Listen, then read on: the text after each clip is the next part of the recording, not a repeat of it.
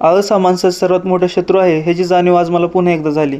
तर झालं असं, सकाळी 7 वाजताची ट्रेन होती, कारण मला गावी जायचं होतं आणि मला उठायला थोडासा उशीर झाला. फास्टमध्ये आवरून मेट्रो स्टेशनला गेलो आणि तिथे गेल्यावर समजलं आत्ताच एक मेट्रो पुणे स्टेशनला गेली आहे. 12 मिनिट वाट पाहिल्यानंतर फायनली आपली मेट्रो आली. अगोदरच मी रेल्वे स्टेशनसाठी 5 मिनिट लेट होतो, पण प्लॅटफॉर्मवरून ट्रेन उशिरा निघाली या आशेवर मी रेल्वे स्टेशनकडे निघालो. मेट्रो स्टेशनवर उतरून रेल्वे स्टेशनकडे धाव घेतली. तिथे गेल्यावर समजलं आपली पुणे बारामती एक्सप्रेस 2 मिनिटापूर्वीच बारामतीकडे निघाली आहे. मग स्टेशनवरून रिटर्न मनपाला आलो. स्वारगेट बस स्टॉपला जायला निघालो. एवढ्या सगळ्या धावपळीत एक चांगली गोष्ट झाली, ते म्हणजे बाप्पांचं दर्शन भेटले. स्वारगेटला आलो आणि पुणे सोलापूर या बसमध्ये बसलो. आता थोडा जीवात जीव आला, कारण कोणतीच धावपळ करायची नव्हती. ही बस डायरेक्ट भिगवण स्टॉपला सोडणार होती. हडपसर, लोणी गावावर, येवत, केडगाव, कुरकुम, भिगवण या मार्गाने ही बस जाते.